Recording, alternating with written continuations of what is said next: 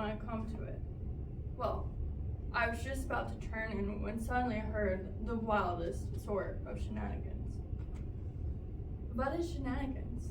Inquired Putz. He says, je ne sais quoi, explained Leroy. It is to say, I don't know what. That's right, agreed Jarvis. I didn't know what, so I sneaked over to find out.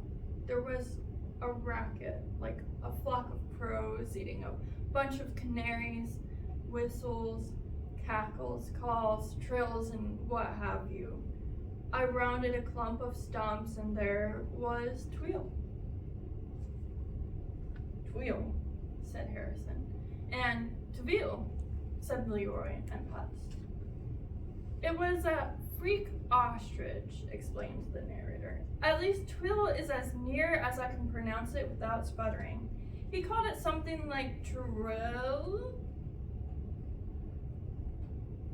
What was he doing? Asked the captain. He was being eaten and squealing, of course, as anyone would. Eaten? By what? I found out later. All I could see then was a bunch of black, ropey arms tangled around what looked like, as Putz described it to you, an ostrich. I wasn't going to interfere, naturally. If both creatures were dangerous, I'd rather have one less to worry about. But the bird-like thing was putting up a good battle, dealing vicious blows with an 18-inch beak between screeches, and besides, I caught a glimpse of, or two, of what was at the end of those arms. Jarvis shuddered. But the clincher was when I noticed a little black bag or case hung about the neck, and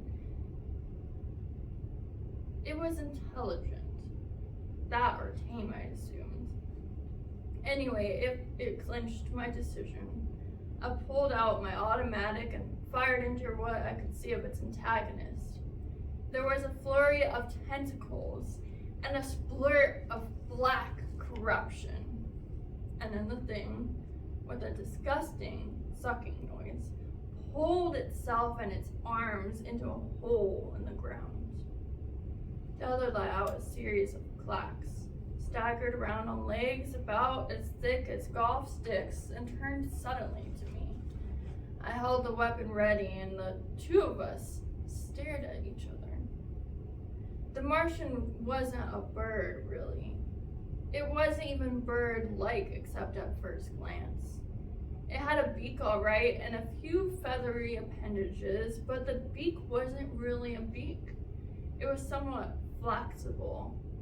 I could see the tip bend slowly from side to side. It was almost like a cross between beak and trunk. It was 4-toed feet and 4-fingered things, hands, you'd have called them, and a little round body and a long neck ending in a tiny head. And that beak, it stood an inch or so taller than I. And well, Putz saw it. The engineer nodded. Yeah, I saw. Jarvis continued.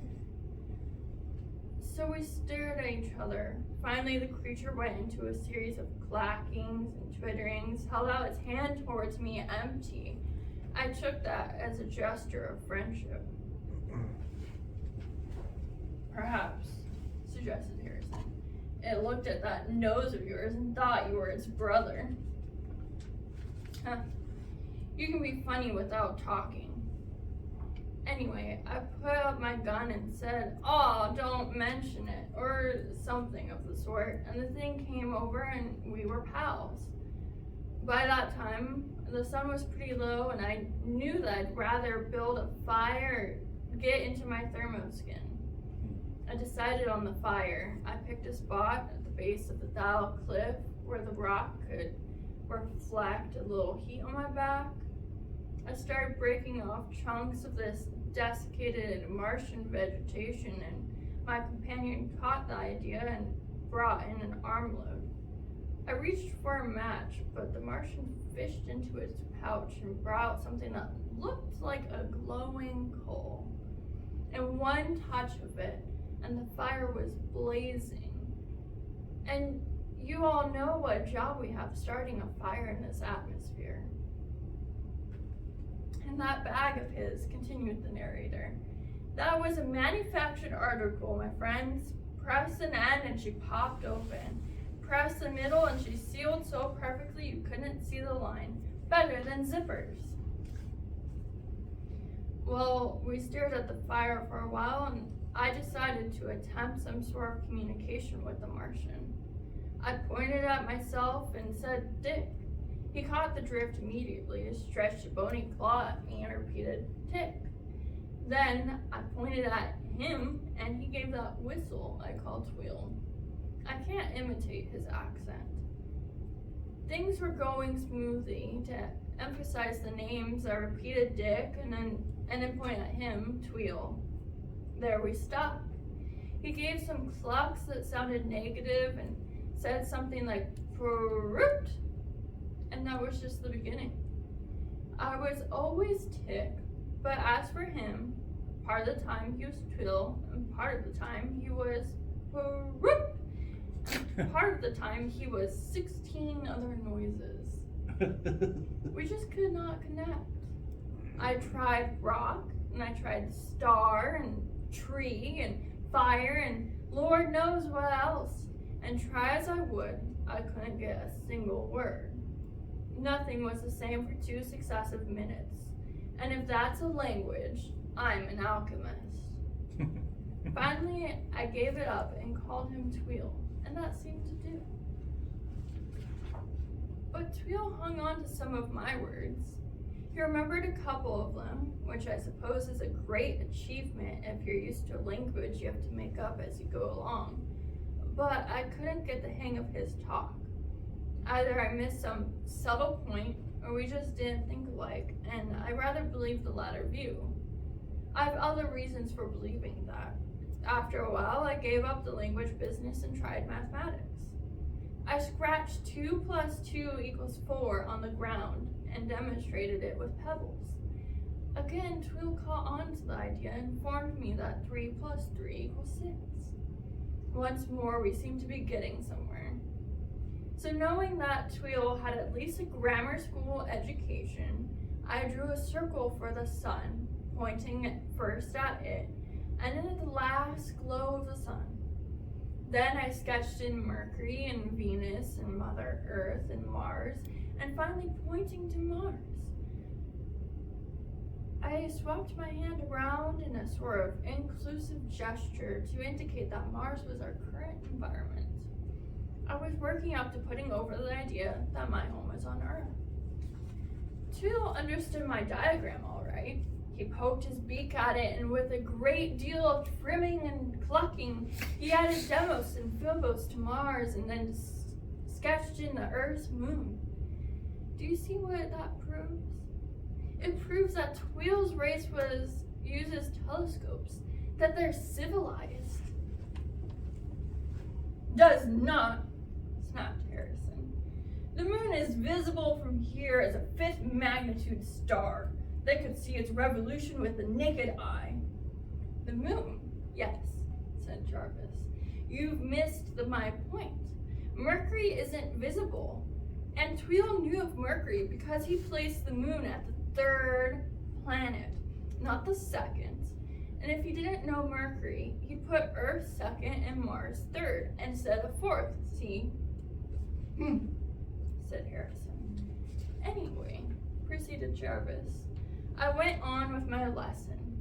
Things were going smoothly and it looked as though I could put the idea over. I pointed at the Earth on my diagram, then at myself, and then to clinch the point, I pointed at myself and then to the Earth, itself shining bright green almost at the zenith. Tweel set up such excited clacking that I was certain he understood. He jumped up and down and suddenly he pointed at himself, then at the night sky, then at himself, and at the sky again. He pointed at his middle, and then at Arcturus, at his head, and then at Spica, and at his feet, and then at half a dozen stars. Well, I just gaped at him. Then, all of a sudden, he gave a tremendous leap. Man, what a leap! He shot straight up into the night sky, 75 feet, if an inch. I saw him silhouetted against the sky. Saw him turn and come down at me, head first, and land his back on his beak like a javelin. There he stuck, square in the center of my sun circle in the sand, a bullseye. Nuts, observed the captain. Plain nuts. That's what I thought too. I just stared at him open-mouthed while he pulled his head out of the sand and stood up.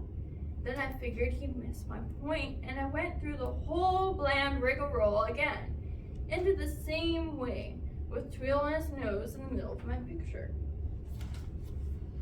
Maybe it's a religious rite, suggested Harrison. Maybe, said Jarvis dubiously. Well, there we were.